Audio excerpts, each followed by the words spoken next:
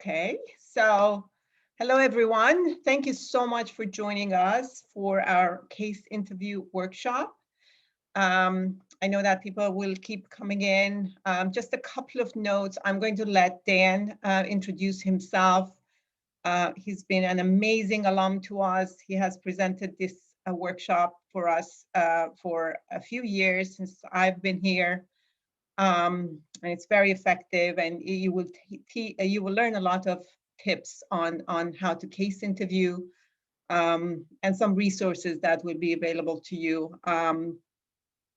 However, during the presentation, Dan, would you like me to monitor the chat for questions, or do you want us to hold it until the end of the session? It's totally up to you.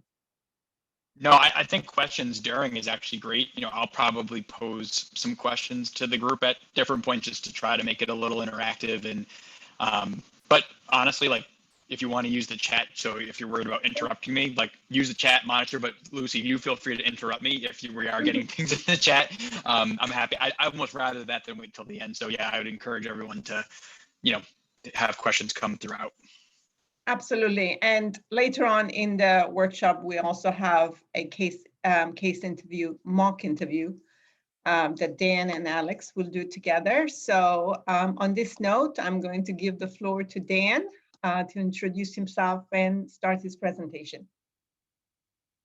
Yeah, absolutely. So hi, everybody. Thanks for taking time out of your day to come. I always enjoy doing this presentation. As Lucy mentioned, I've probably presented over, I'd say it's actually probably been the last 10 or so years in some format, whether it had been with my previous employer or in my current, where I just kind of made my own version of it. But always enjoy coming back and giving this overview about basically what is a case interview and how do you prepare for it, and what are some tips and tricks. And it's something I didn't either go to and it was available, and I missed it, or one of those things I always wished I had gotten a little bit more of when I was in school. So hopefully you get some stuff, that you can take forward as you are entering, interviews. And if you have any case interviews, hopefully this helps.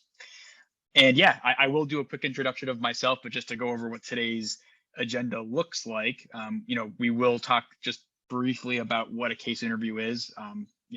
There are different styles and types, and there, maybe some folks have gone through them before, and we can kind of see what your experience is in them. But do a high level definition of it, and then we'll get into how to prepare for the interview. I think there's a lot to be said for doing that and doing it in a certain way that will go miles and miles in helping you during the interview itself. Practice makes perfect, I think, is the key phrase there. And then we'll talk about actually when you're in a case interview, what should your approach be? So it's not enough to prepare for one, unfortunately. There's also a recommended approach that I'll share with you as while you're in the interview. What are some things that you could do to make yourself successful? And then yes, we will actually do a mock interview. Thank you, Alex, for your willingness to do this, especially remotely. And we're gonna crowdsource it. So although Alex will be the primary interviewee, everyone will have your back, and we'll do some crowdsourcing along the way. And Lucy, remind me again, from a timing perspective, we have until, is it 5 o'clock? Is that what it is? Correct. Yes, I believe some of the students have classes at 5. So okay. Well, why don't we? I'll try to, I'll keep an eye on the clock as we're going here, but I think we should be able to go through all of this in an hour and leave still some time for questions at the end. But don't hesitate to ask questions throughout, like I said too. All right. So really quick, a little bit about me and who I am in my career journey. So I'm, Dan Lacrosse. Nice to meet everybody. I did graduate from Bentley, both my undergraduate 2009 and my MBA in 2010. I had a focus from a grad perspective. I don't know if it still exists in this format, but it was in the management of operations and technology. So it was a combination of, understanding operational things, in the corporate life and how to make things happen. And then on the technology side, it was how does technology enable, what you're trying to do in your operations and in your projects. So I think that actually set me up pretty well for my first, career out of Bentley, which was with Deloitte Consulting. So I was in their technology consulting practice for about 4 years. And my background wasn't too hardcore in the technology side. You can tell my undergraduate was more management with a global perspectives focus, but I was always very interested again in working in projects and solving complex problems, and had enough of a background between that and in my MBA of how technology enables business. And that's really what I was doing with Deloitte. Was I wasn't doing any coding, but I was helping our clients understand their business needs and understand how different technologies can enable those needs, helping them more strategically build business cases, which I think is probably the traditional consulting path a lot of people think of when they think of consulting. It's like, oh, consultants come in and they talk about all these different opportunities and come up with ideas, and they talk about the value of those ideas. And we would do some of that, but a lot of what we actually did was then bring it to life. We actually made it happen, which I thought was really cool. I really enjoyed that side of it, where it's like, okay, we know the clients bought in that they want to do customer relationship management strategy, which that was more of the focus area that I had. And they know that there's tools exist, but they don't know which one to get and they don't know how to implement it. And we would do that for them. So we acted as the intermediary between what the business, our client wanted, and, translating that over into, the technology team that was part of our consulting group for them to then develop it, make it happen. We would also do all the rollout planning and change management and training and kind of the full scale of what a implementation might require, and then work with the client through the deployment, rolling it out to their company, and kind of going from there. So great experience over the 4 years. I got to travel a lot, domestically and internationally, and I really enjoyed it. But it's also one of those things where I knew if the right opportunity outside of consulting might present itself eventually, I'd be interested in it, because I didn't want to travel every week for the rest of my life. So eventually I had some in my network, some connections with some folks at CVS, and back in 2014, I transitioned over to CVS, and I've been there ever since. So I've been there for just about 7 years. I've loved it. My career there has spawned a bunch of different areas. The cool part about the work I do at CVS, I am on the pharmacy side of the business, and the healthcare side of the business. So a lot of the focal areas that I work in are helping our customers stay adherent to their medication, help them get on their medication, open up new lines of business to help our customers in different ways, help our customers save money on their medications. So I've had a lot of different responsibilities, I think, across the 7 years at CVS. But the cool thing about CVS is it's such a big company, and with the acquisitions over the years of Aetna and the Target pharmacies and the growth that the company has had, it's really been exciting for me to be a part of, because I feel like I've had different experiences while still working for the same company. So I've really enjoyed that. I'm currently a director in our pharmacy strategy group. I have a couple of portfolios, like I'd mentioned, where we focus on customer facing capabilities that we try to service our customers as a pharmacy company with. So one of those is, how do we help customers save money on their prescriptions, and coming up with tools and things that allow customers to do that. And then on the other side, I'm really focused in new lines of business within that we could offer from a pharmacy perspective. So things like, we call it durable medical equipment, which is basically if you need a insulin pump, if you're a diabetic customer, traditionally that's not something that a brick and mortar retail pharmacy would provide, but we're going to look to get into doing those types of things. So anyway, that's just a little bit about me. I always like when I heard alumni come back and talk about their career journey a little bit, so I wanted to share that. All right, but let's get into why we're actually here, which is the case interview. And as I think about the question of what is a case interview, I'm actually curious from the group, and someone can just yell it out. I'm okay with that. Does anyone know what a case interview is? I had a chance with case interview. It went terrible, and that's why I'm here. So they made a case based on some facts that basically on what they do in the company, and they threw in some basic information in the beginning, and they wanted me to go through the process and explain them. But again, it went terrible. I was stuck at one point, and then I just continuously asking for the same thing. So I think that's great.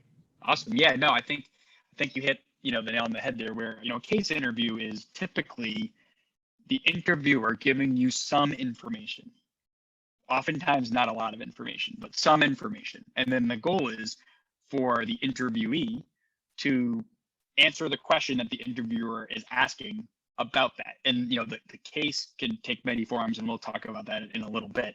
But it's not your traditional like, hey, tell me about your resume. It's really like, here's a business problem, or here's a set of information, and as they're asking you questions about that information, the interviewer is trying to think, see, how do you think, how do you act on your feet, how do you problem solve, and then what conclusions do you actually have, or are you able to come into? So this is a fake, these are fake definitions. Obviously I do it to add a little humor to the presentation, but case interviews can be scary for people, especially if you've never gone through one before, or if you have gone through one before, they still can feel intimidating because you know what you're getting into.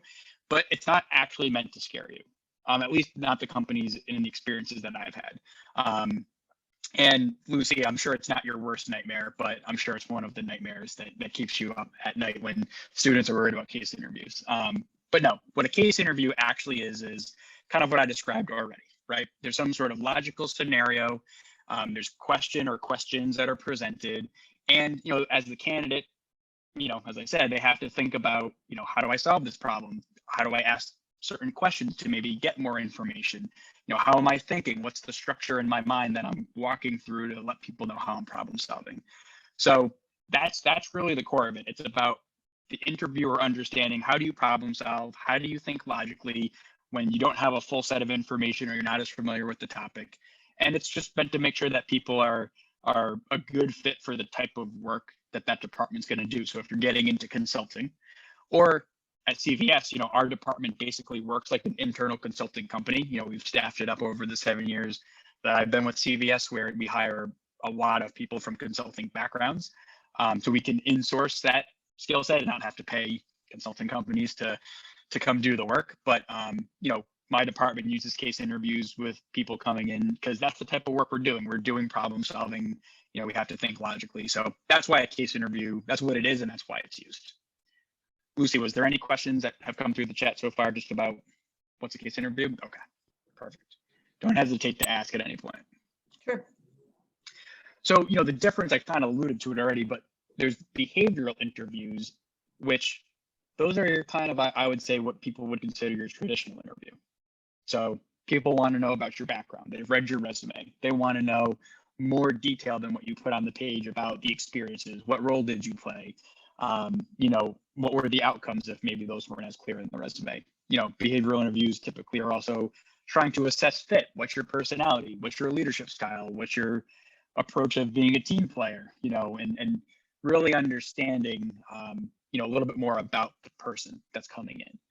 And it's also a chance for the candidate to ask questions. Is the company a good fit? Because again, it's like, oh, I think that would be a cool company. And then, the job description sounds good, but as the candidate, that's your chance to really dig in and make sure you have all the information you need to make a decision, assuming, the company decides to give you an offer. So that's the behavioral interview. The case interview is all about how the candidate's thinking.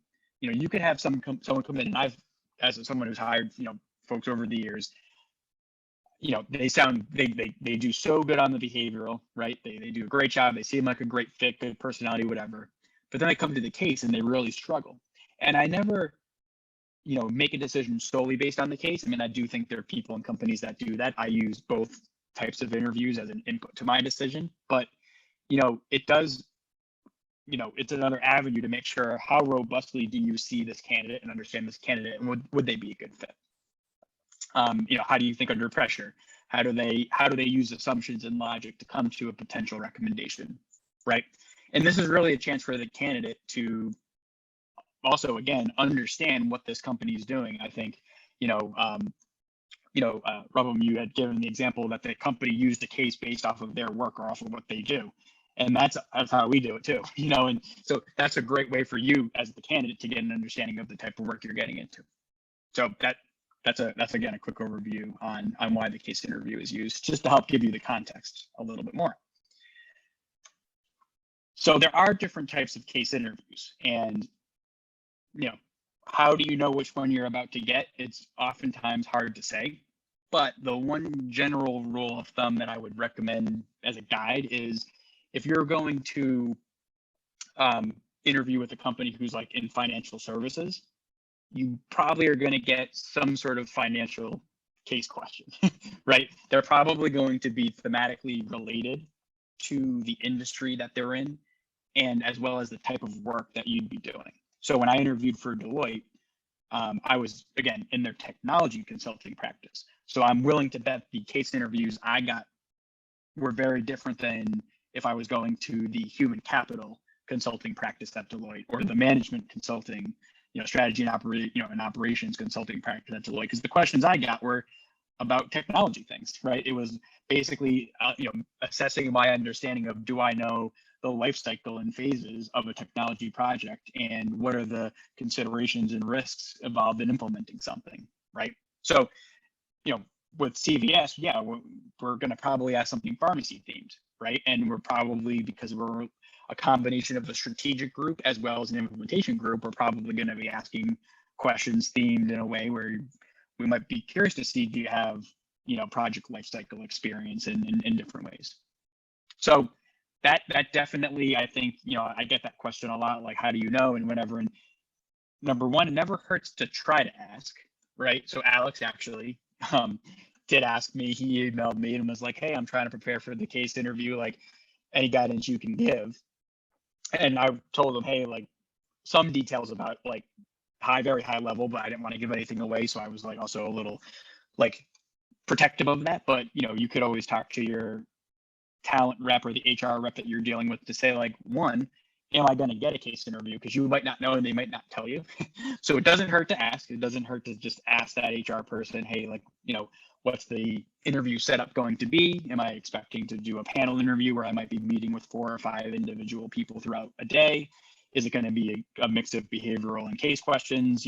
It's always okay to ask those things. And then if there is a case, I'm willing to bet the company won't reveal too much about it, like with Alex when he asked me, but it never hurts to ask, right? It just, you can phrase it in a way, hey, I'm trying to prepare, and I'm just curious if there's any details about the case that I need to know. Like, is there any themes? Are there any, do I have to know certain things? And usually the answer is no. So even if the case interview is themed in pharmacy, no one's going to expect you to have to know about like in-depth knowledge about pharmacy, because again, the case interview, it's 30 minutes. The goal is to see how you think logically. They're going to give you enough information for what you need to know, and then everything else is expected to kind of be like common knowledge stuff. So, any questions there? Okay. All right.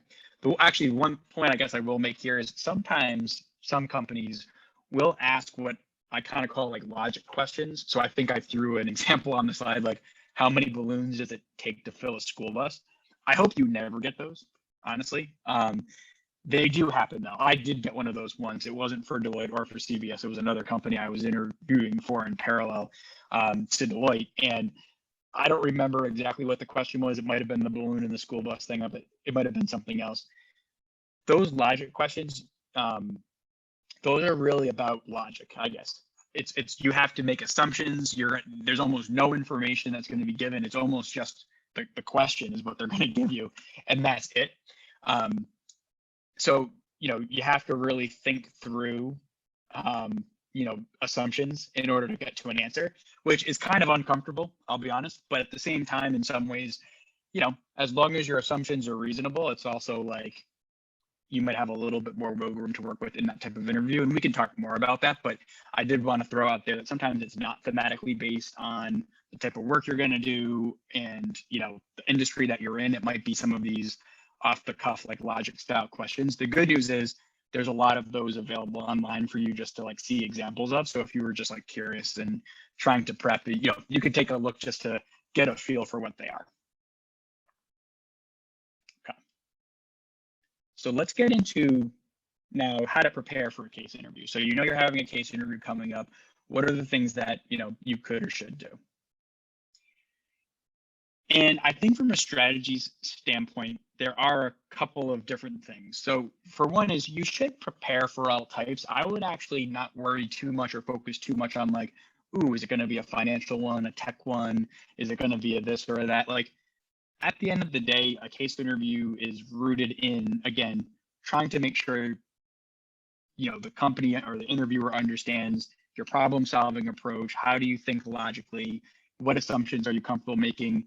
A big part, and we'll talk about this in the execution of the case interview, a big part of a case interview is you being able to ask questions to the interviewer, because usually in a case interview, they're withholding some information because they want to see if you truly are thinking logically and are problem solving in a certain way, which would mean you would have to have a little bit more information to come to their recommendation or answer to the question that they're asking. So at the end of the day, it's all rooted in that. But keep in mind that there could be different types. So look at some of the logic style questions during, in the different resources that might have those, like online or in books or things like that. And, also just think about the industry a little bit, know enough about it, but you don't have to go super deep there, but prepare for all types. Online research is big. I don't have necessarily a website to give you. I would just use Google and do searches. Tons of things are going to pop up.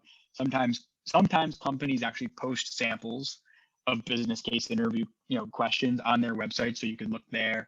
Otherwise, there's, definitely a lot of resources out there you can look at. I know at the bottom, Lucy had me mention, Vault. If you're familiar with the company Vault, they have a guide to case interviews and practice interviews and things like that. So definitely go online. Obviously, with career services, right, with Lucy and the rest of the group there, they have a ton of resources that they can give you, and also like interview prep and things like that. So that's a great resource. I'd actually recommend practicing with peers and alone. I mean, it's good to just review them online and practice yourself, but I actually think having someone be the interviewer for you is a really nice way. It's a stimulation. Like anything else, I already mentioned it. Practice makes perfect, and the more reps and types you can do in advance, you're just going to get more comfortable. Obviously, the practice that you're doing here, you don't know what the question's going to be, so it's never perfect. It's never going to be like, ooh, I know exactly what I'm going to be asked and how I'm going to be asked it, but you're going to get a comfort level around the time limit. You're going to get a comfort level around the ambiguity and the detail and the situation, and that's just going to start to make you feel more comfortable. So when you get into the interview, you're less worried about those feelings, and you're more worried about, okay, I have to digest what I just heard and come up with an answer. So anytime you can just do reps, it's a good thing. Come to my workshop, you can check that one off. That's great. And then another one actually was a resource from Lucy, which is Case in Point 11. So there might be a 1 through 10, but 11 might be the one to use. And is that a book, Lucy? Okay. I'm sorry about that. Actually, Mark Cosentino he teaches the Harvard Business School MBA students, and it seems like every single year he has an update to his book, and this is the most recent one. So it has been very helpful. It's not a big read. It has case samples in there, so we recommend it to everyone who gets a case interview. Got it. Awesome. And on the tips and tricks side, I've voiced over a few of these things already. I really recommend the practicing with a peer as someone who is the interviewer for you. And if you can't, you can totally like simulate it yourself. So that's fine. But I know with COVID, sometimes practicing with peers may or may not be frowned upon. So I don't want to obviously push that too much, but use the time limit. Usually the case interviews are about 30 minutes. Could they be longer? Sure, they could be 45 minutes or an hour, but the best thing you can do is practice for 30 minutes, because if you're given more time, that's just a benefit for you. 30 minutes obviously is a lot more condensed, so you're already practicing in a tougher situation, but time yourself, right? Make sure that there's the time aspect there. Make sure you as much as you can, don't know what the information is ahead of time. And when you're preparing and looking at these different structures and frameworks or tips and tricks as you're reading these books, again, use them as a guide. What I wouldn't recommend is don't try to memorize too much, because you're going to get into it and then you're going to maybe be nervous, or maybe like the question you get isn't exactly how you prepared, and then you're like trying to remember what you were memorizing from like a framework or from a structure that you wanted to set up, but it doesn't really apply, and then all of a sudden you feel like the walls are collapsing a little bit. So I would say be familiar with things, but mentally don't get too rigid on exact, like, here's how I'm going to do it. Go in with a game plan, right? Go in knowing, hey, I'm going to need to ask questions. and I need to ask the right questions, because just asking questions alone isn't enough. But like, know at some point you're going to ask questions. And we're going to talk through all this about delivering the case in a second, but know that you probably need to understand some basic business financial things, like how do you calculate profit, right? Or how, which is your revenue minus your cost, like very, very basic stuff, but things that, might be considered common knowledge. Or if you're going into a technology, strategy type of interview like I did, I had to make sure I knew what the system development lifecycle was. That's like the process that IT projects go through, right? So I had to make sure I knew what those were. And I guessed right, because one of the questions basically was about that, which was great. But it's one of those things where it's like, yeah, there might be some things you need to know them, but don't put your mind in a pretzel, because when you get to the interview, it's just going to be too much for you to try to like regurgitate out. Okay. Before I go into the delivery of the case interview, then, I mentioned having the game plan. The game plan is really important. Again, it's making sure you're going to ask questions, making sure that you know how you're going to take notes. So you should 100% come to the case interview with pen and paper, because they're going to read you stuff. They're not going to hand you like something to read, especially in a remote setting. So be prepared to take notes, be prepared to ask questions, and then be prepared for a couple of things we're going to go into in a second. But before I do that, Lucy, not sure if there was any questions in the chat. There's just one from Rupam. Can you share the details of your workshop? Rupam, just one more thing, as I mentioned, this is also being recorded and it will be on the GCD YouTube channel. Oh, However, yeah. yeah. I thought there's a continuous workshop thing, kind of thing too. So I just got curious. Gotcha. Yeah, this is it, just today. But I would say that, like, obviously, I'm always open to questions or people reaching out. So that's always happy to be a resource for people. Okay. All right. So how it comes now, you're there, it's the day, you're there for your interview. How do you actually act in a case interview? What are some of the things you should do? What are some of the things you shouldn't do? So I started to mention these already, but you definitely want to bring a pen and paper. You're going to want to take notes. Typically, the setup is the interviewer is going to read something. It's usually not going to be super long.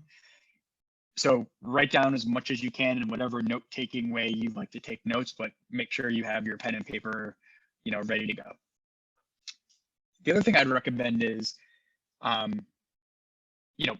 take the notes however you're comfortable taking them, but as they're reading the case, your mind is probably going to start automatically processing the information. So you're probably already going to have ideas in your head of like, all right, he or she just mentioned a bunch of financial information. So I'm going to like group my financial notes over here on this, first part of my paper, right? And then it might be like, oh, I heard the interviewer talking a lot about some customer things. So I'm going to group my customer notes, and again, you might just be taking notes live and they're not grouped yet. That's completely okay. But once it's done and the interviewer has stopped talking and giving you the information, this is where I couldn't recommend this more.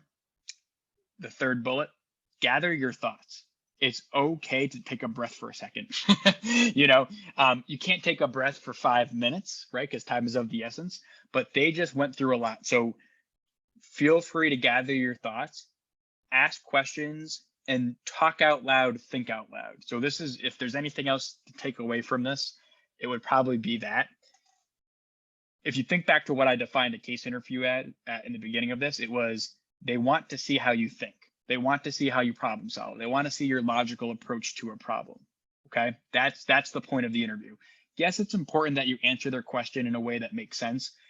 It's a little bit about getting the answer right or being close in the ballpark, whatever that answer might be, hitting most of the concepts. But what they really want to know is, again, they can't tell this in a behavioral interview. They want to know, how do you think? What's your logical thought process? How do you solve problems? So if you're sitting there and they just gave you a bunch of information and you start writing stuff on a piece of paper and you don't say anything and you're writing, and it's silent and you're writing some more and you're doing some stuff and you're thinking, and then you look up and you give them the answer, you didn't actually achieve that goal. Maybe your answer is right, which is good, but you didn't give the interviewer a chance to see how you think, right? They don't know what the process was that you just went through to get that answer. It's like when you were doing math problems in school, it's like you're supposed to show your work. Having the answer there wasn't enough. The teacher wanted to see all the numbers and things you were doing to get to that answer. It's kind of the same concept here. The analogy, I think, works pretty well. So here's how I would recommend it, right? So you take your notes, person stops reading, so your notes are done. What you should say to that person is something to the extent of, okay, great, I just got a lot of info. I'm just going to quickly organize my thoughts, and I might have a couple, clarifying questions, right? Like that. You should say that. That sounds a little weird. It doesn't sound like a natural thing or conversation you might have, but it's much better than not saying anything at all and you just starting to write and scribble and do whatever you're doing on your paper. Because what you're doing is you're letting that interviewer know, hey, I got to digest for a second here. There's a lot of info. I'm going to quickly organize it and structure it. And then I'm planning on asking you some questions because I want to make sure that I heard what you said correctly. And there might be some other info that I need. Okay, that's what I mean by talk out loud, think out loud. If you're thinking something and not vocally saying it, you should probably be vocally saying it during that interview. And the key here too is you want to make sure you heard them right. Okay, because they're reading, you're scribbling, you're probably a little nervous, right? Like you want to make sure what you heard them say was accurate. So what you gather the notes and maybe you do like I said, the quick foundation or framework, organize it. And then I think what you do is you say, after you've already said, hey, give me a second to do all that, you come back and say, okay, great.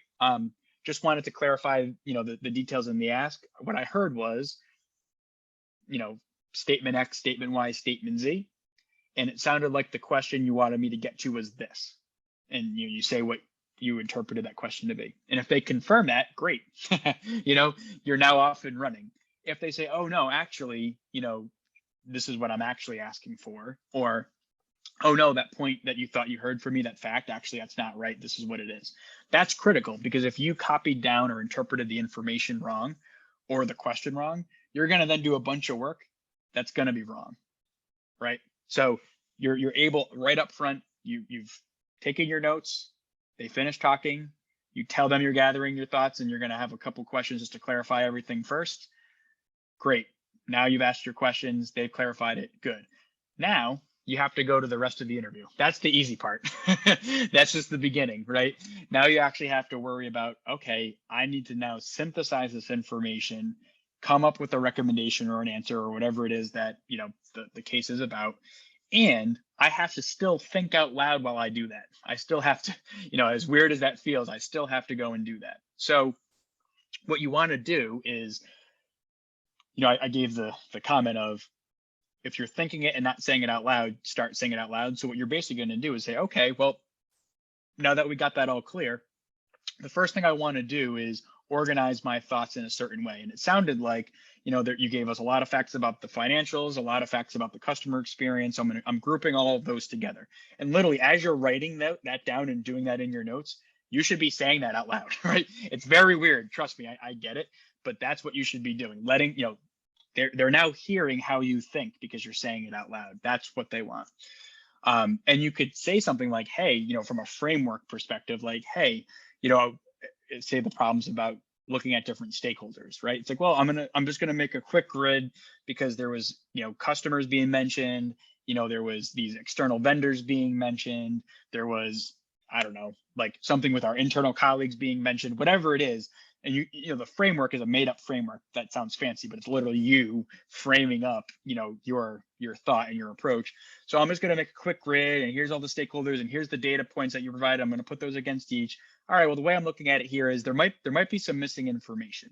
So in your mind, you already know there's questions you want to ask to try to get more info because you've already synthesized that in your initial, note taking and gathering your thoughts for a second, that whole thing.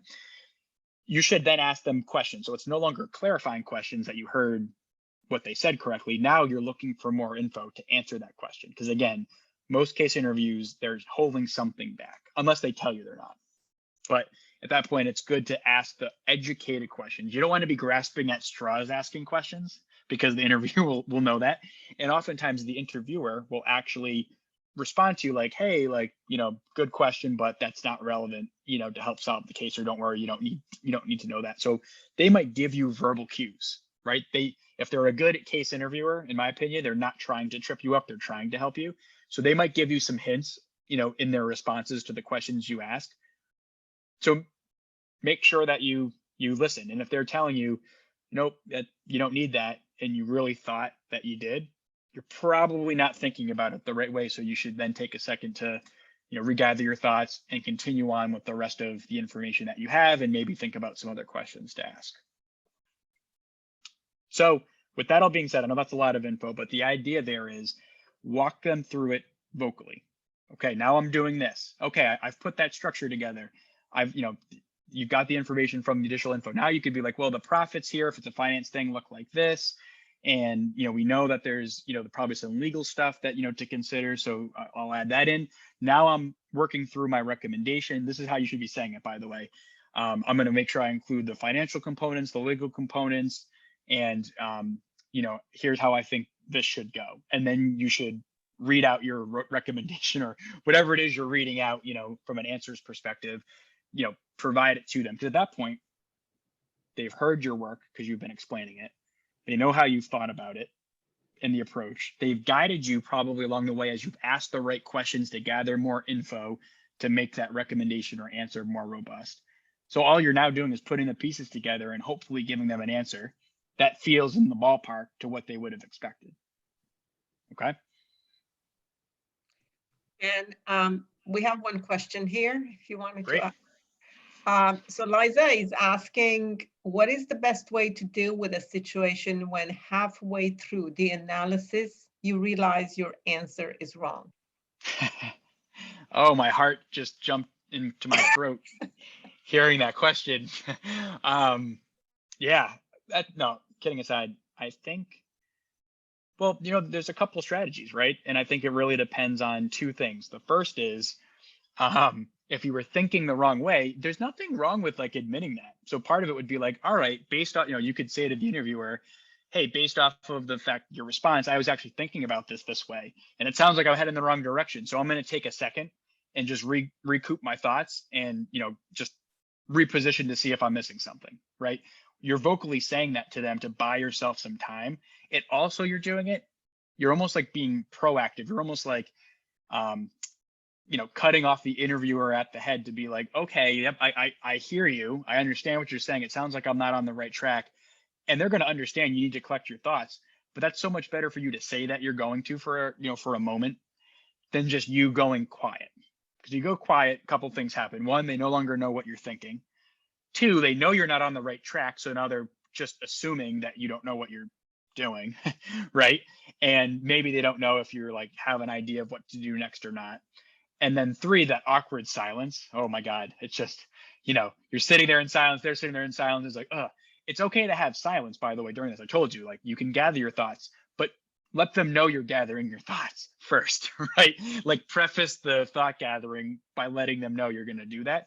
That just eliminates a little bit of the awkwardness. So that would potentially be like an approach you could take, pending obviously the situation, is be like, okay, you know what? I'm going to pivot a little bit. I thought it was going in this direction.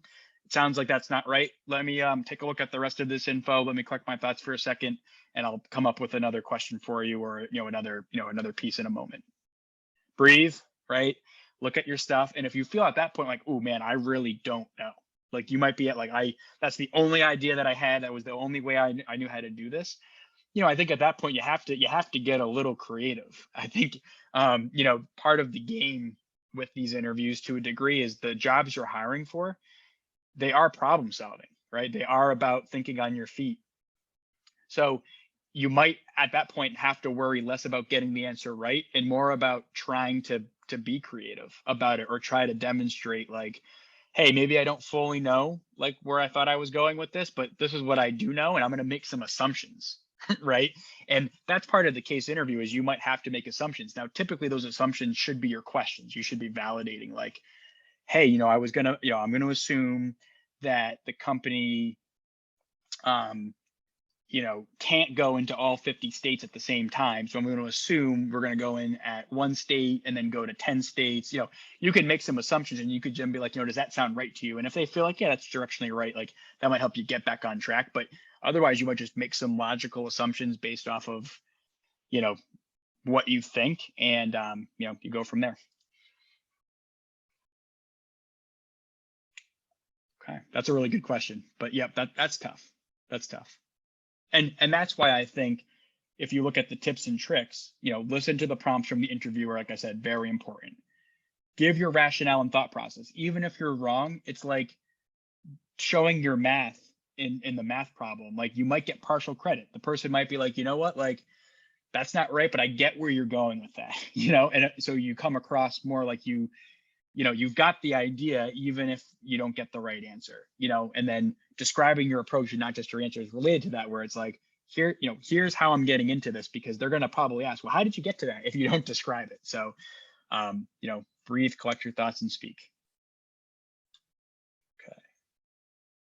All right, we're doing pretty good on time. I do want to get into the mock interview. So if there's no other questions, there's none. Maybe we're good. Okay. All right, let me, I'm going to stop sharing my screen then, because I don't want to give the information away. But with that being said, it's great to hear all this in theory. Hopefully it makes sense, but let's see it in practice. So Alex, are you ready? I think so. All right, you'll be fine. The way I'm thinking of doing this is, Alex will be the primary interviewee, so I will walk through this with him, but at points based on either how he's responding or just at points that I decide, I guess, randomly, I will crowdsource to the rest of the group so you all can also be the interviewee and, kind of get the practice too and be able to give some input so everyone's involved. So at that point, what I'll probably do is say to the group, like, just yell it out. I don't think that the chat feature makes sense at that point because it might be too slow. So people can just speak up, and if we have a couple people talk at the same time, we'll have one person go and then the other person. We'll handle it that way. All right. So Alex, thank you for your interest in our company and coming in today. It's great to learn about the company and to see and trying to figure out how to improve you guys. Great. Yeah, well, we're just to give you the overview. I'm going to give you a business case style interview today. It's going to be about 20 minutes. So just to give you an idea on the time, I'm just going to read you, a quick business problem. It's related to our company. So we're CVS. We're a pharmacy company, so it'll have some relevance to the work that we do. Any questions or anything before we jump in? No, I think so. I think I'm ready to jump in.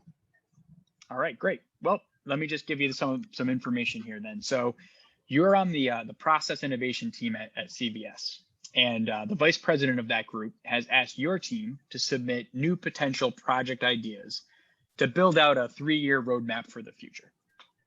And the goal here is actually to make that list in order to receive some funding, some dollars from our IT organization in order to make that happen and get the projects approved.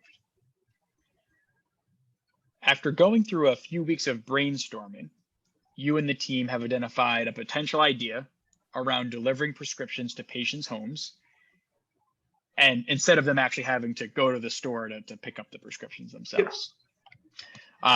Although this idea sounds promising, there are a number of next steps to complete in order for you guys to get the submission created and hopefully get approved for funding. And I've got two, is it two? Yep, I got 2 questions for you related to that information. Question 1, how would you go about collecting data insights and validating the solution design for this, prescription home delivery in order to make a business case or a value prop in order for it to be, something that we can put on a roadmap and get prioritized? And I'm looking for you to describe how you would approach or execute each of those data insight collecting strategies. And the second question is, once you've collected those insights, you've got them, and you've done some diligence for how that prescription home delivery might work, the solution design of how it might all work. What are the components or things that you would need to include in that business case to demonstrate that the idea should be on the roadmap? So what are the components of the business case you're going to want to include about prescription home delivery to make sure that, the senior leader audience deciding on this would be able to make an approval for it? So let me just get the two questions down first. The Sure. first is, how would I go about validating the data and describing the process in order to collect these insights from the people or from Yep. our customers? And Yes. two, what would the components be within the business case to get the ideas within the roadmap? Yeah. Basically, what would you need to include in the business case to make the right case that they should be included in the roadmap?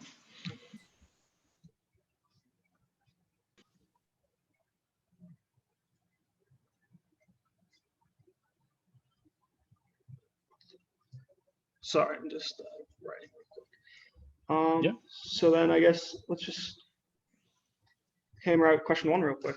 Not real quick, but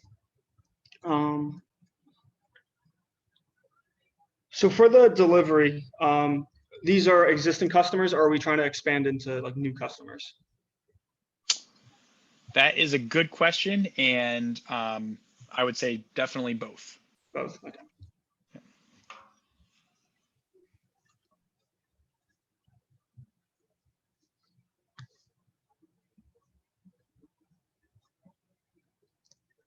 Okay.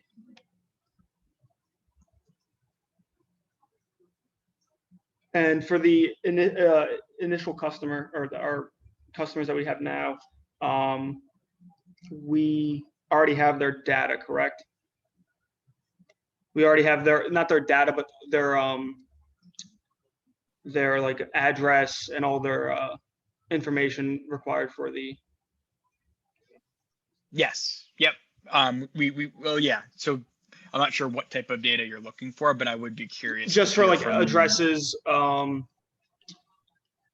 their prescription information, like all like medical records and.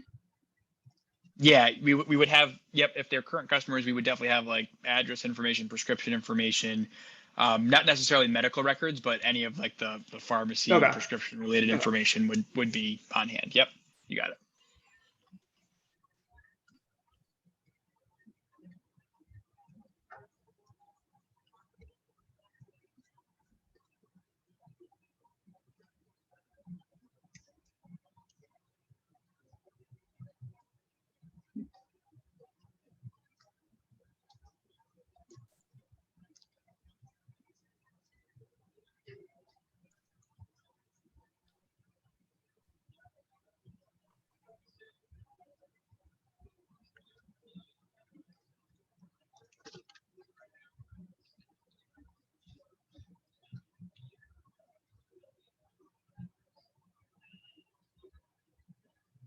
Not gonna lie, I'm a little stuck.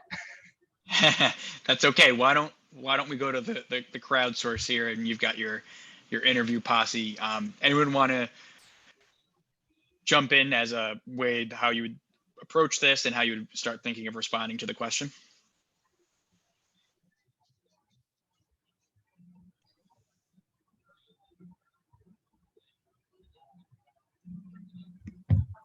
I can jump in. I was thinking that I would ask whether, I mean, how do we normally communicate with the patients normally in normal course of business?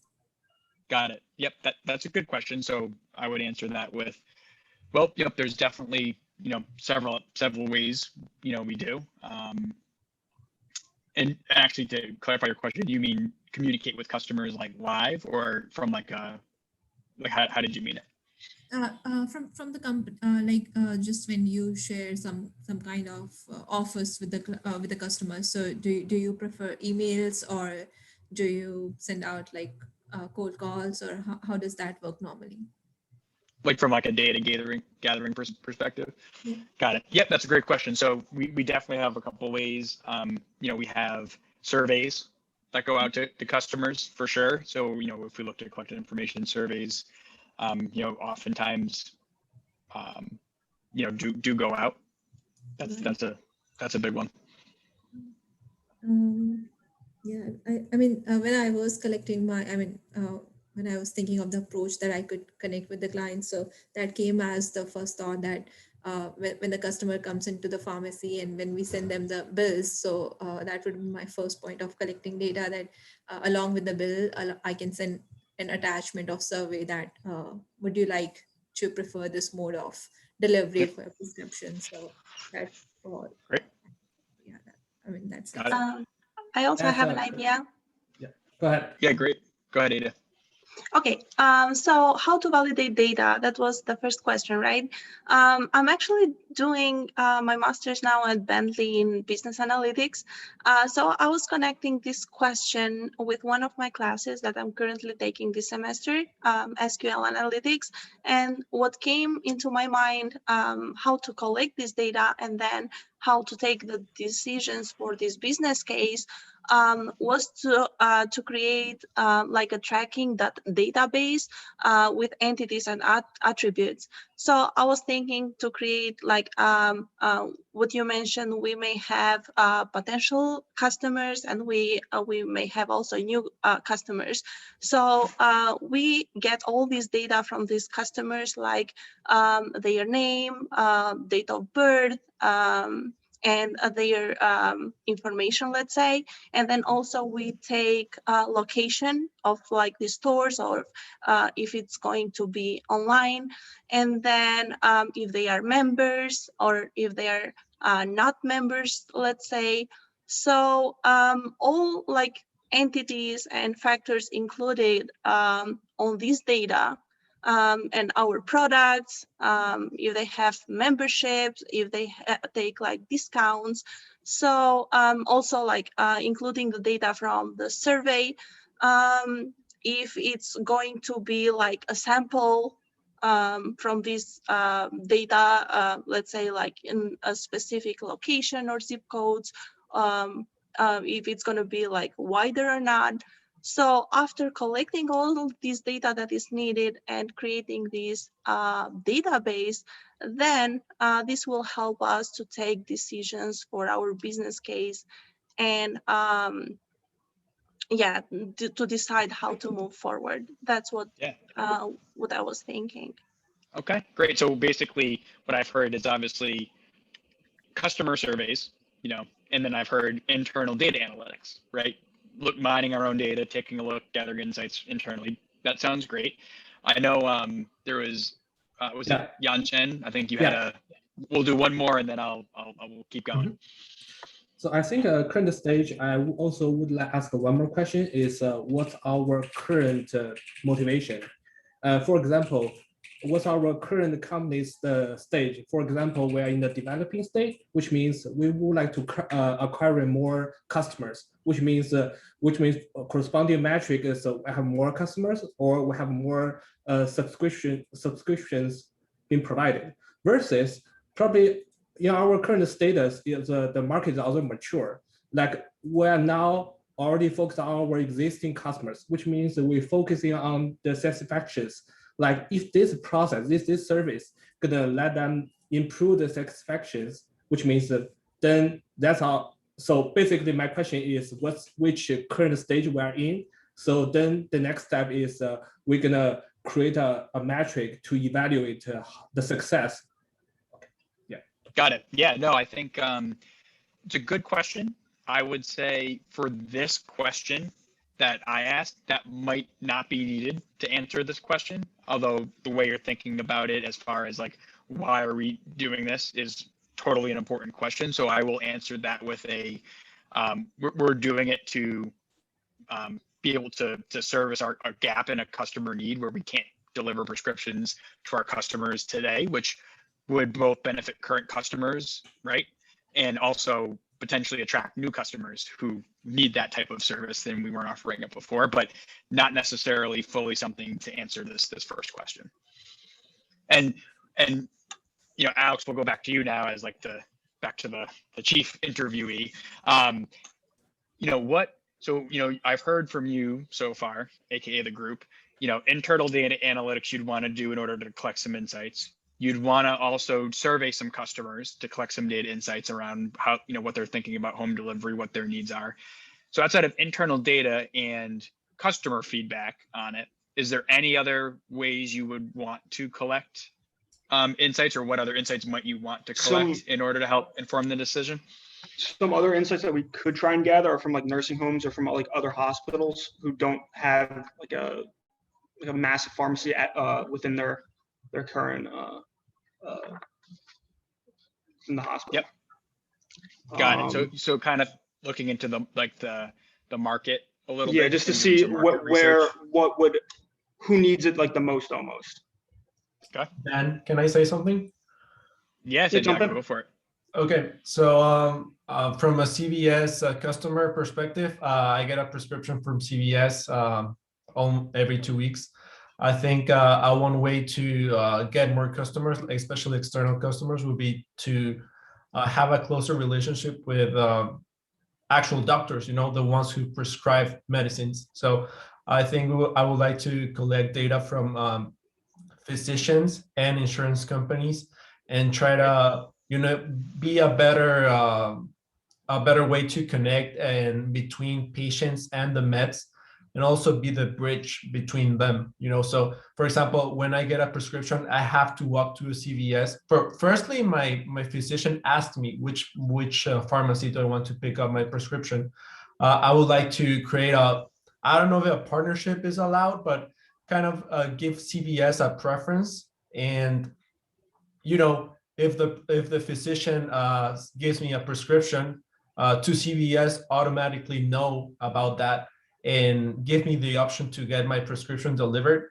I think that would be a great way to obtain more external customers. Great. Okay. So if you want to maybe collect some data from potential partners to help with the activation of the idea, that makes sense too. Okay. How about and Alex, we'll go back to you again for a second as the focal person, but so it sounds like you'd want to do some market research to understand, what are the needs in the market, what are the things we're trying to solve for. Along with that, what are the right partnerships we might need to consider, and what are their needs. I've heard you talk about internal data analytics to understand the customer a little bit better, and who might be, targeting and volumes and things like that. I've also heard you want to learn more what the customer needs, which would be through some surveying. Would you want to take a look at like any competitor intelligence as far as who else is doing prescription home delivery in the marketplace? So from my knowledge, I know that Walgreens is one of our competitors. So I would like to know if they're within this space at all, or if we're the only one looking towards home delivery, or if there are any like smaller like apps like online, or like an Uber or something. Got it. Okay, that sounds like a good idea. Yep, I think that's really smart. And then as you're thinking about how this capability would work, the home delivery capability, and what would need to be true, is there anything you would recommend we do to map out what that solution would look like and collect some data insights that way? Can you repeat that one more time? Sorry. Yeah, absolutely. So as you think about the collecting of the data insights, and you're getting all this feedback from, the competitor intelligence and what the customers want, and maybe with partners like prescribers or hospitals or whatever else, how would you, think about mapping out, what would you do to map out what we would want our delivery solution to look like?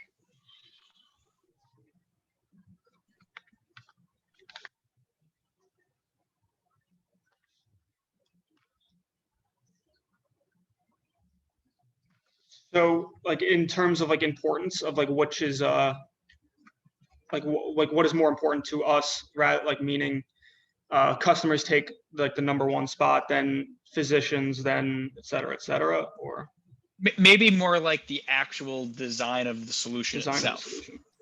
Yeah, like how would you want to map out with all those insights you collected, how would you maybe try to map it out or do the design? Is there anything you would do to, actually, without me giving the word away, make it? So if you were going to communicate it, say to the VP, what would you need to do to help that VP visualize it in the business case, like to actually see how the solution would work? So basically a beta test of like an application. It could be a beta test. Yep, some sort of test would probably make sense, like to help validate what you were thinking from the insights made sense. I think that would work. Or maybe like some like a process diagram, or a process flow that describes here's how a home delivery solution would work. Based off of all the insights we gained from how our competitors have theirs designed versus maybe the customer feedback we got on how they would want to have it happen versus the maybe prescriber and hospital groups and the payer groups. So maybe something like a process design or a process flow diagram.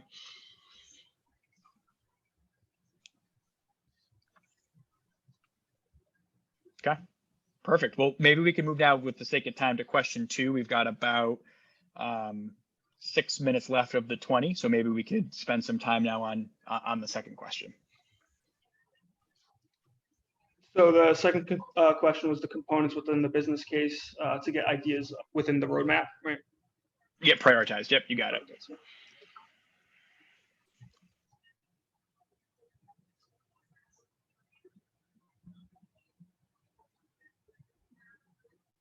Yeah, what would you put into the business case? Like which components or which items categorically need to show up in that case to help, move it to the finish line and get it approved? So I think that the prioritization should probably stick to the surveys that we're conducting within our from our customers to see if they actually want it. And 2, and then the idea of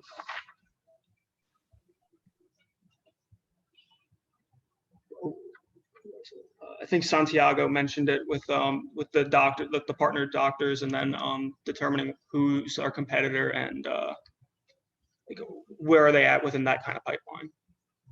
And maybe just to clarify the question a little bit more, I'm thinking a little bit more about if you were going to make, what are the components of a business case, any business case?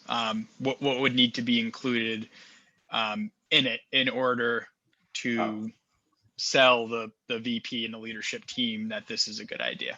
So probably the financials and determining if it's going to be profitable. Okay, so financials, yeah. So profitability is a big one. And what would you want to include, I guess, to show the profitability? Like what makes up profitability? So the revenues and then how much it's going to actually cost to implement the system. Yeah, yep. Well, the projected revenues that we would get. Okay, so projected revenues, or could there be any other sources of value, like if it wasn't revenues, potentially? Subscriptions then. I mean, well, not necessarily just solely subscriptions because that plays into the revenues, but utilization of the actual service. Okay, yep, utilization of the service, that makes sense. Yep. Anything else? Other value sources? Non-financial, obviously.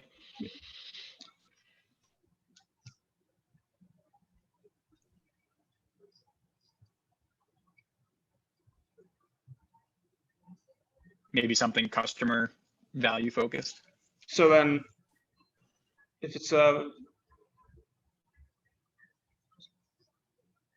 what's it called? Some kind of like customer relationship, like to see if they're like content with the service and like the not the quality, but how fast they get their meds. Yeah, I think. Well, I like what you said. Both, probably 2 things. Definitely, the value here is customer service improvement, right? This is if the surveys are showing us like customers want it and this is going to improve service. That's always, we're a customer first company, so that definitely makes sense. Yep, that's good. I think between financials and customer service, those are pretty good. What you had mentioned cost, obviously. What would be some of the costs that you would likely need to include as part of the case. So some of the costs I think would probably come from, well, would this be an application, or would it be like a service that's built within like the CVS website, customer website? It's a good question. It could be both. It could also potentially go outside of just a digital experience too. So it then could be other factors. Yep. We would have that cost of building the actual portal, let's just say, Sure. and then potentially building the new app, and then costs arising from the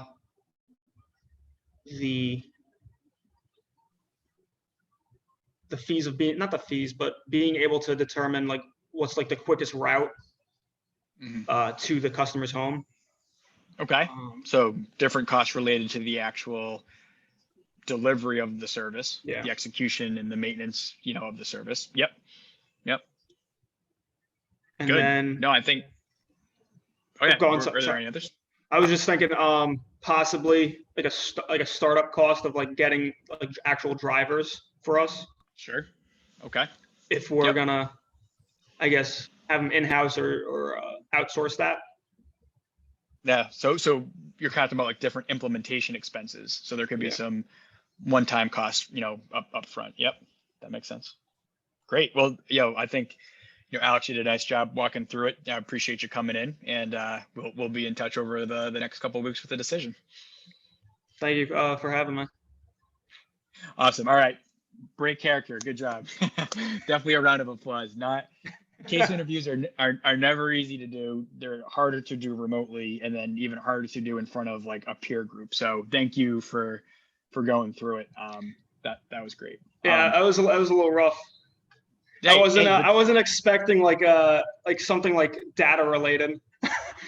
Yeah, well, and that's going into it like in a real life situation, you'll know more about the industry, you'll know more about the role.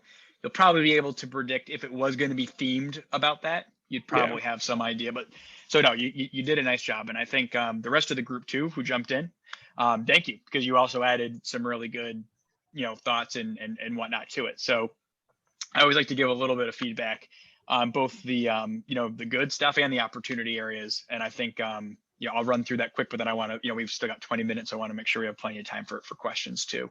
So okay, as we think about the guidance I gave at the start, even before we jump into the facts of the case, was just the approach to delivering your answer.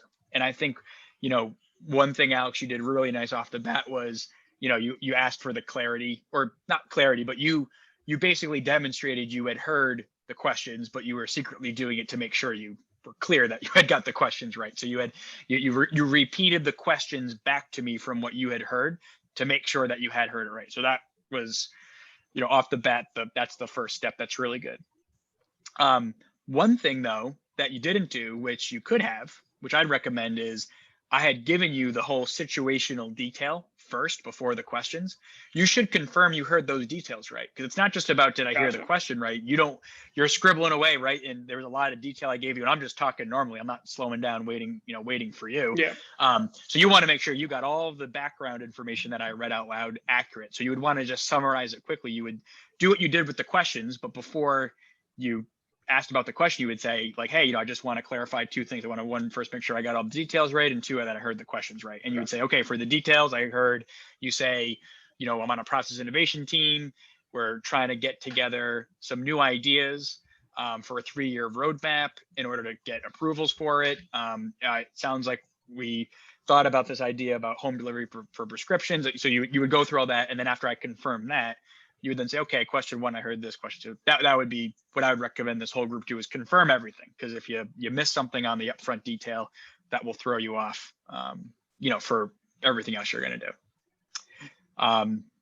Second thought was, you had a little bit of the awkward silence going on, which again, silence isn't bad, but preface the silence that there's going to be silence. So what I mean by that again is, after you've confirmed the details and confirmed you heard the questions right, say out loud, hey, I'm just going to take a quick second, gather my thoughts, start making some frameworks and notes. So just give me a second, and then I might have some follow-up questions, to dive into further. Something like that. Just let the person know you're about to do some thought stuff and do some work on your notepad. Yeah.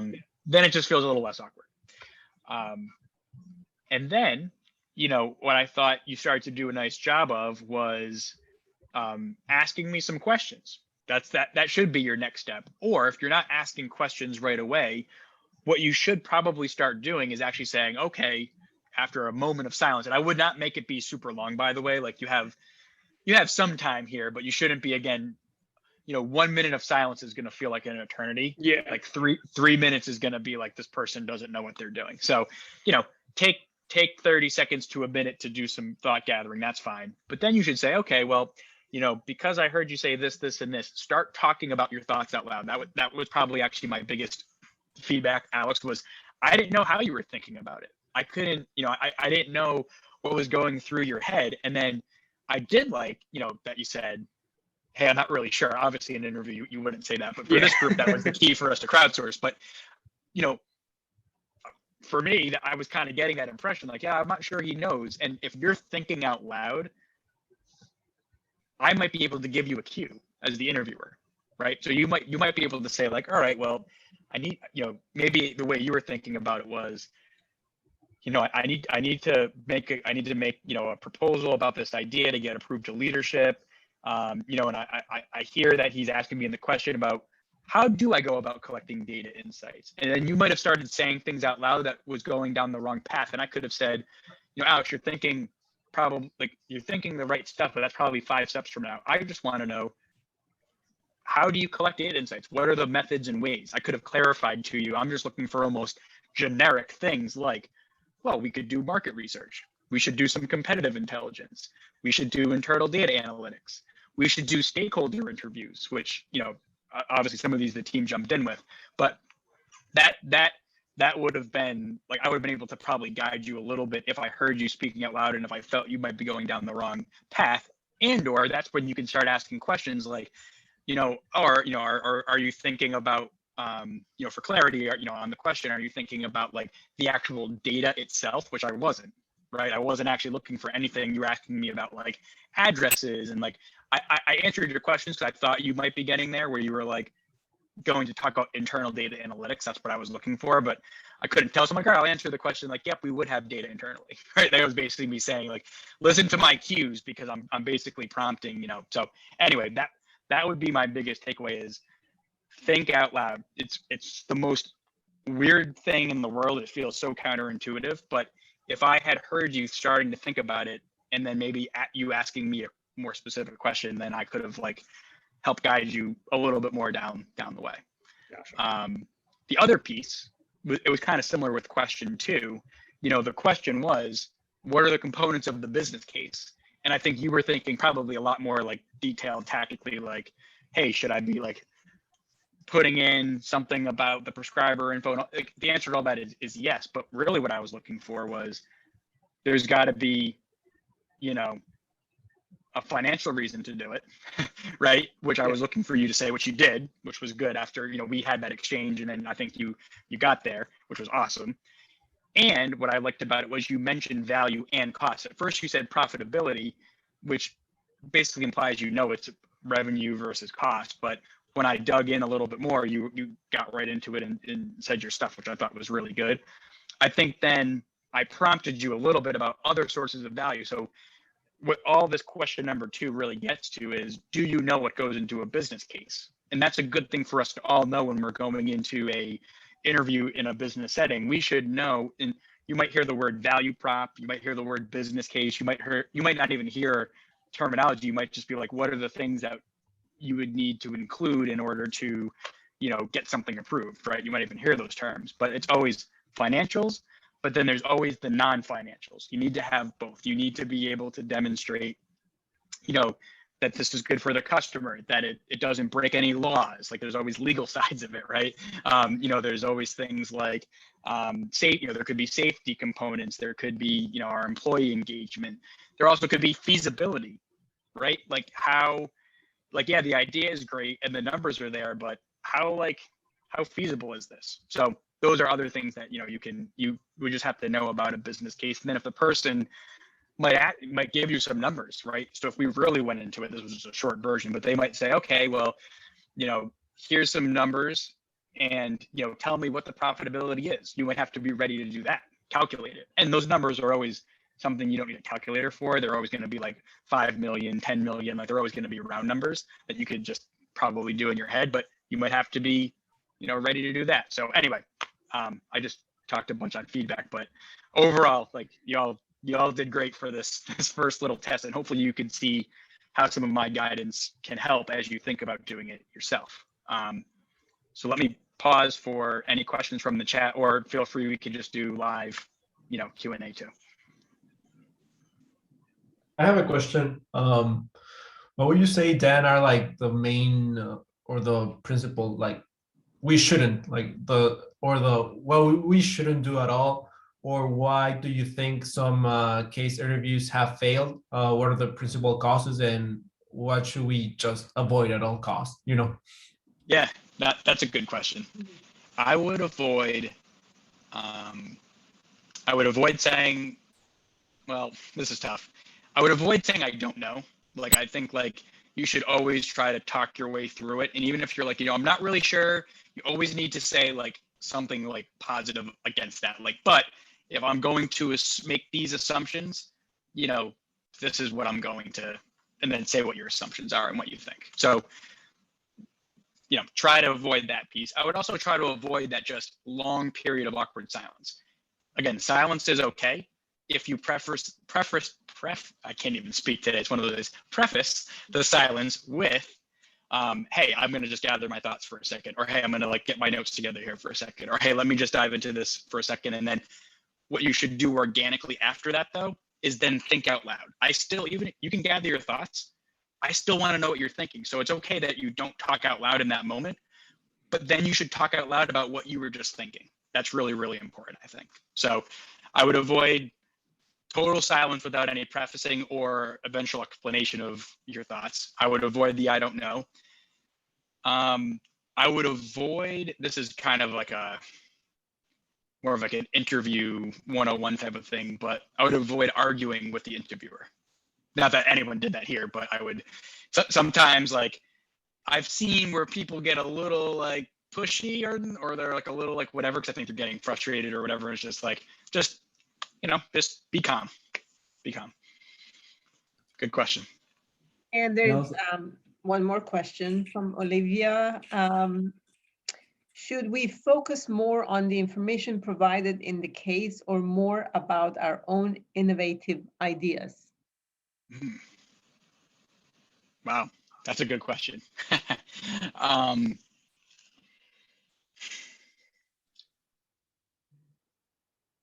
All right, here's how I'll answer this one. This one's tough.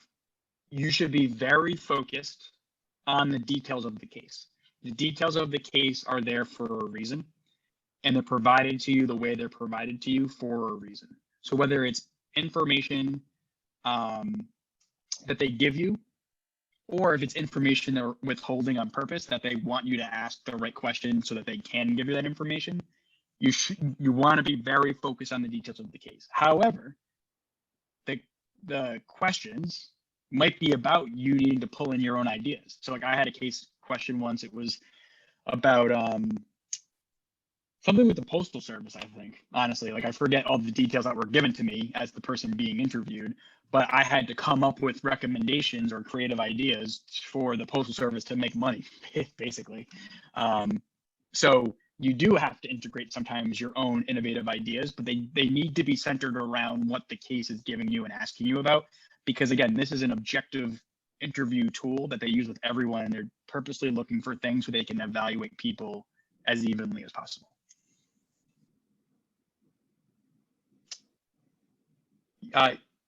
Yenchen, did you have a question? Yeah. Yes, I have a question. So how do I know, like in the interviewer want to ask is I want to solve a high level question, which means I want to hear like each big components and maybe just a little bit information, or it's more focused on the depth. Like, as you said, probably I just want to quickly dive into a very small topic and solve a math problem. like how can I tell like which like way to go? Yeah, I mean, hopefully the question is very clear that they're asking you. That, I mean, that should be your guide. They, you know, listen to what they're asking for. And that's why, like, taking the step first of clarifying the question is so important, because that's meant to give you that clarity. So I actually think in this example, you know, the two questions I asked were a little higher level from a response. I was looking for the types of ways to collect data insights. I wasn't saying, hey, you know, break down for me how you would create a pharmacy customer survey and all the questions and things you would include in that survey and how you would tie that to value metrics and all that. Like, I didn't ask that. I just wanted to know, hey, how are you going to collect data insights? What are the ways to go out and collect data insights? So the question technically was clear in this case of that. Like, you know, if I, you know, I know I repeated it, you know, just as a clarity point, but like, that's how you should know. Or if the person's saying, hey, what's the profitability of this? That's very specific. You know that it has to go deep, because you need to know what the revenue numbers are, what the costs are. Or it might be a question where the first question one is, what are all the elements that you need to consider? And you have to make sure you get all those, because then the second question is now calculate it, right? And then you're going deep in the second question. So, you know, the detail they give you in the questions are typically very, very clear. So that should be your key for how you should be answering. Okay, thank you. And if they're not clear, that's why you ask your questions, and you ask them in a way that's educated, not like you're grasping, but you say, all right, well, I'm thinking this, this, and this, you know, hey, do you have any information to give me about that? And they'll say to you, no, you're going off track, that's too deep. Or they'll say to you, they'll give you verbal cues at that point, right? Okay, thank you. Yep. Rupam, maybe one more question. Dan? Great.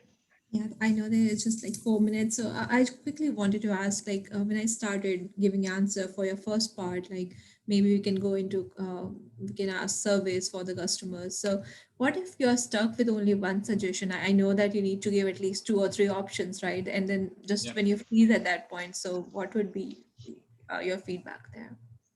Yeah.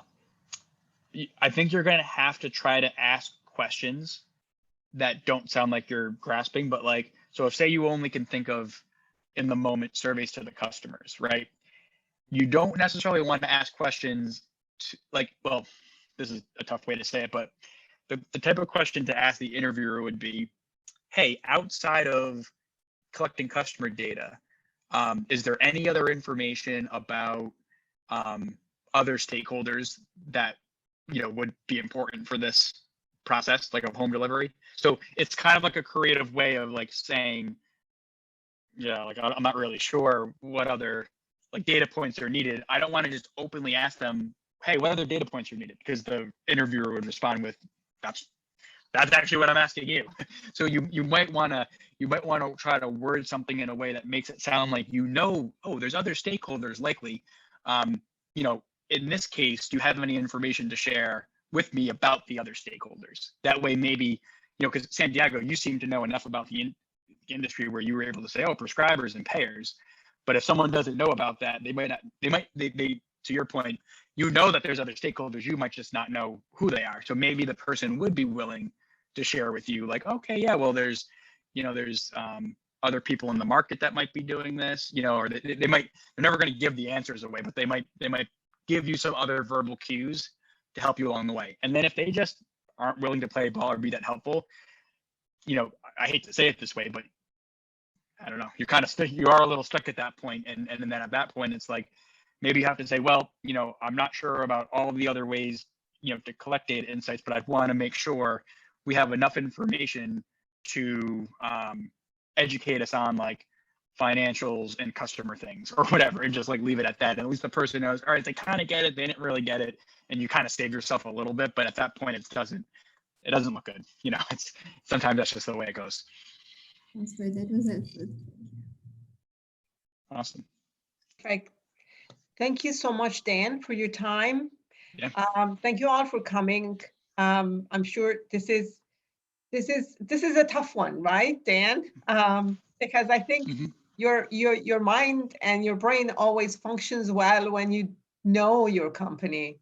and you know the issues, and once it's presented to you out of the blue, that is the whole point of, you know, everything that Dan was saying. So hopefully you have learned a lot for the approach. And obviously, if you have any questions, please send them to me. I can direct them to Dan. And as I said, this has been recorded, and it would be very helpful to you to maybe watch it one more time if you ever get a case interview. And also use the resources that we suggested. That would be very helpful to you as well. Anything else? Thank you very much. Thanks. Yeah, thanks again for having me. Thank you very and much. Good luck to everybody Dan. as you go through interviews. Yeah, take care. Thank you, guys. Have a nice week. Thank you. Thank you. Bye-bye. Thank you. Thank you. It's fun.